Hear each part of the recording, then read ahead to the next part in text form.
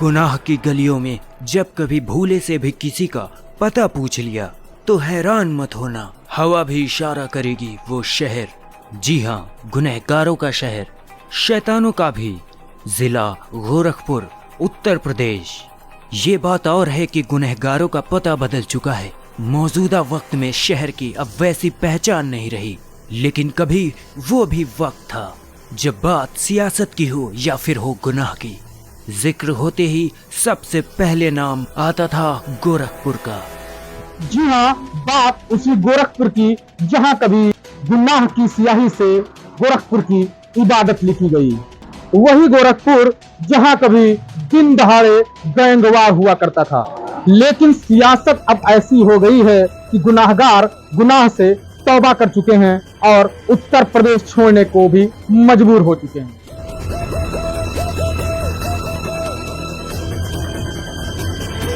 गोरखपुर में ये शुरुआत तब हुई, गोरखपुर यूनिवर्सिटी बनी 1958 में। उसके बाद वहाँ केवल इंडस्ट्री थी, रेलवे। अब उसके बाद जो छात्र राजनीति से तमाम लोग निकले और उसके बाद वहाँ ठेकेदारी, वर्चस्व और वहाँ की फर्टिलाइज़र फैक्ट्री, और वहाँ पर गैंगवार हुआ और उसमें 2 गैंग निकल कर आए, हरिशंकर तिवारी और वीरेंद्र प्रताप शाही।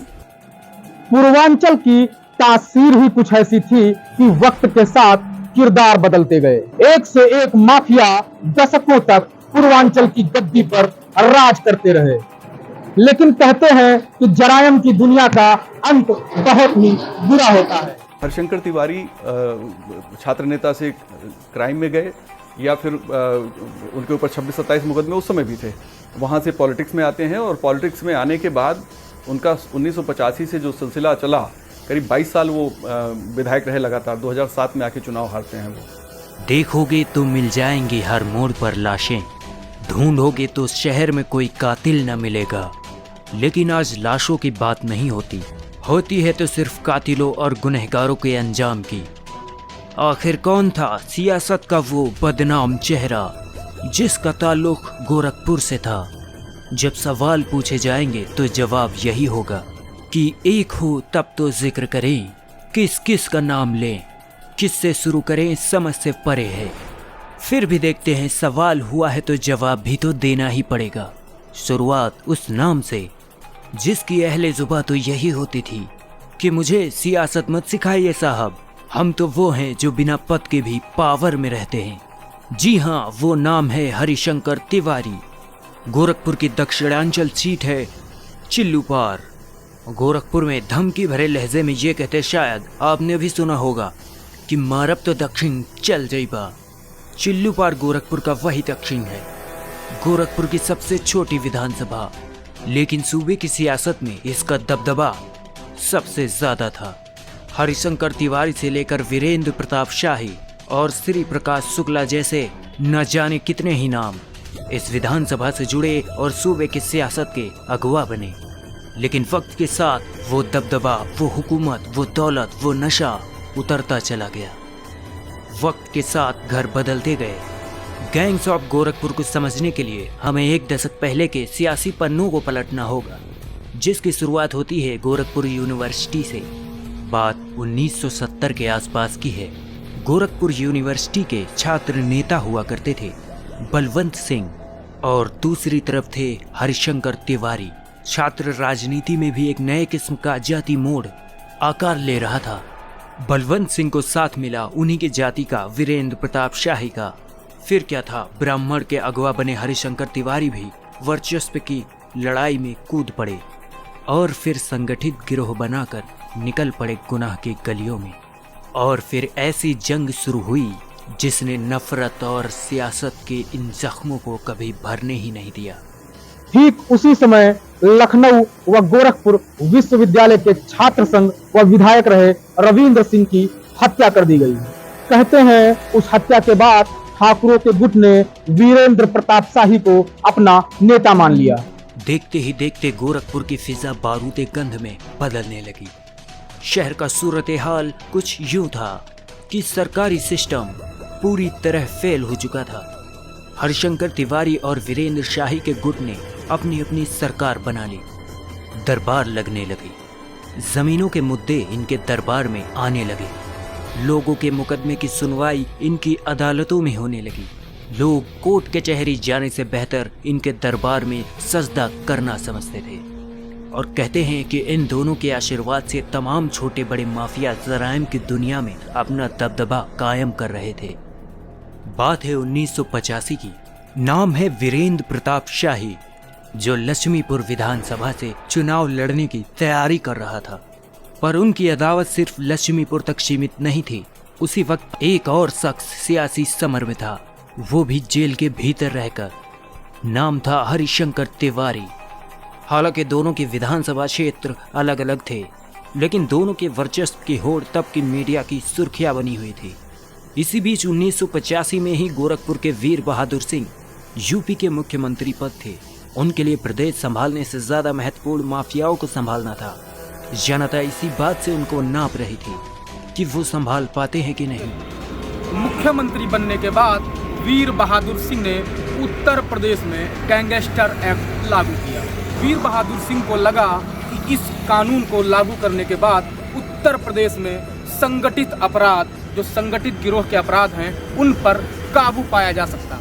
लेकिन सच तो ये भी था कि उस वक्त की सियासत इन्हीं गुंडा माफियाओं के दरवाजों पर तय की जाती थी। लेकिन तब तक हरिशंकर तिवारी ने संगीनों के साये में सियासत शुरू कर दी थी। एक जमाने में पूर्वांचल की राजनीति में तिवारी की तूती बोलती थी। हरिशंकर तिवारी पूर्वांचल की सियासत में एक ऐसा चेहरा था जो सत्ता में रहने के लिए कभी भी पाला बदल सकते थे। पहले कांग्रेस के साथ रहे, फिर बीजेपी, फिर समाजवाद की बैसाखी थामकर निकले सियासी रास्ते पर। वक्त के साथ ही दोनों को समाज और राजनीति ने स्वीकार कर लिया। पंडित हरिशंकर तिवारी 6 बार और वीरेंद्र प्रताप शाही 2 बार विधायक बने।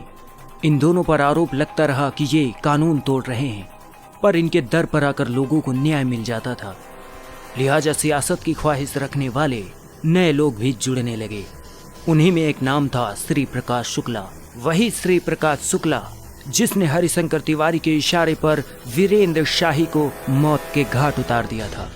वो साल था 1997, जब वीरेंद्र शाही की हत्या की खबर ने न सिर्फ गुनाह की गलियों में बल्कि सियासी गलियों में भी हड़कंप मचा दिया था। जिस शख्स की दावत की बुनियाद पर हरिशंकर तिवारी ने कदम रखा, उस शख्स की मौत ने उसे सुकून तो दिया, लेकिन उसे क्या मालूम था कि गुनहगारों का कोई मजहब नहीं होता। गुनाहगारों को हुई पनाह देने वाला एक बाहुबली गुनाहगारों के निशाने पर आ गया।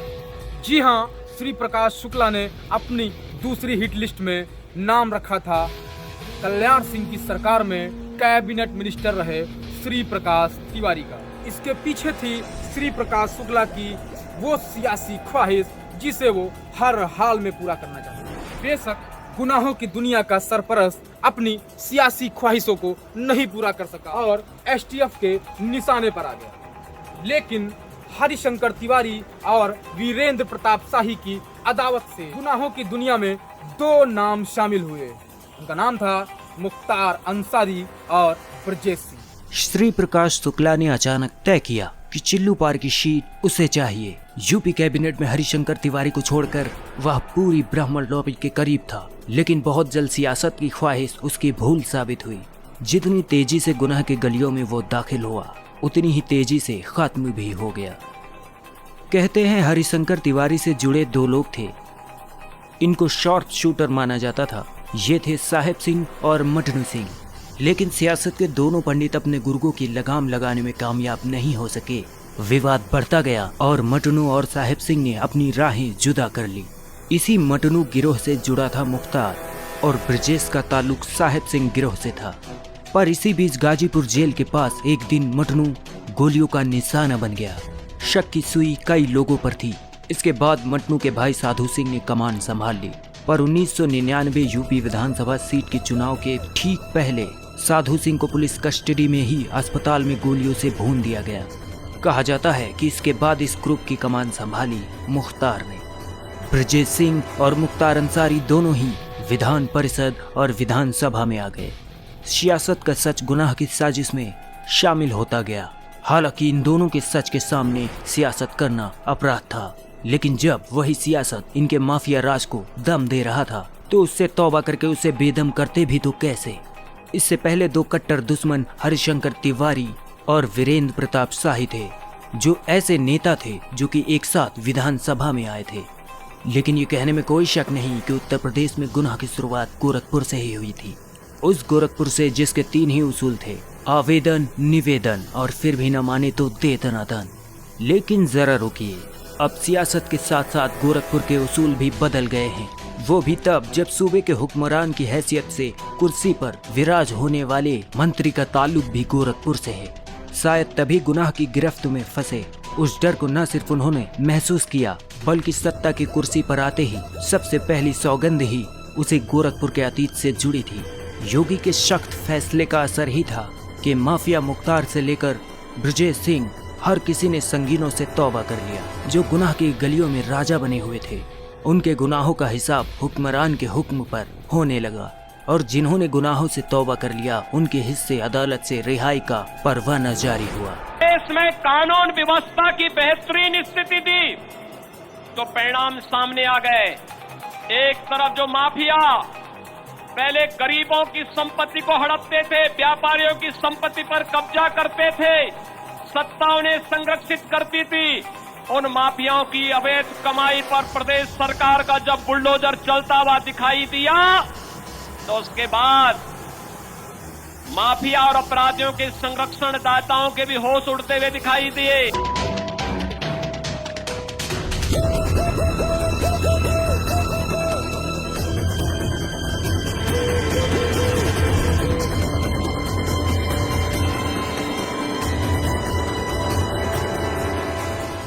योगी शासन है भैया। योगी शासन में अच्छे अच्छे अपराधी के जेल भी होता, साथ साथ में बेल भी होता। योगी जी का अपराधी का इनकाउंटरों करिए, उनका पोस्टमार्टमो करिए और उनका निश्चित ना हो कि उनके साथ काज रहा है। हाँ, अपराध का खत्म करे के बढ़िया इंतजाम कैले बात। ये योगी के बाहुबली ऑपरेशन का ही असर है कि अब तक 4000 करोड़ से ज्यादा की संपत्ति जब्त की जा चुकी है। अगर बात गोरखपुर की करें तो सबसे ज्यादा संपत्ति 600 करोड़ की जब्त की गई। माफिया राज के खात्मे को लेकर संजीदा योगी का चाबुक बदस्तूर जारी है, और यही वजह है कि जो कल तक टूटा था वो सब जुड़ रहा है। अब जाकर सुकून कहीं गोरखपुर की ओर मुड़ रहा है। ऐसा इसलिए भी कि गोरखपुर के आवाम के लबों पर ऐसे लफ्ज भरोसे के आए ही कहाँ थे। यकीन नहीं होता कि ये वही वीरेंद्र प्रताप शाही का गोरखपुर है। ये भी यकीन नहीं होता कि ये मुख्तार और ब्रजेश सिंह का वही गोरखपुर है, जहाँ संगीनों के साए में चलना मजबूरी बन गई थी। अगर किसी ने गोरखपुर का रुख कर लिया तो लौटकर उसकी जुबान पर यही लफ्ज होते थे, चलो लाजमी था ऐसे शहर गोरखपुर आना। कुछ सीखा हो या ना सीखा हो, पर संभलना जरूर सीख लिया। पर अब ऐसे एहसास न सिर्फ शहर की सरहद बल्कि सूबे की सरहद पार कर चुके हैं। 5 दशक तक सूबे में सियासत में जिसकी ठसक रही, लखनऊ की सियासत कुर्सी की खातिर जिस गोरखपुर को हसरत भरी निगाहों से देखती थी, आज उसी गोरखपुर का रहनुमा सूबे का हुक्मरान है। कैमरामैन सुल्तान के साथ शिवम जायसवाल, UP 24।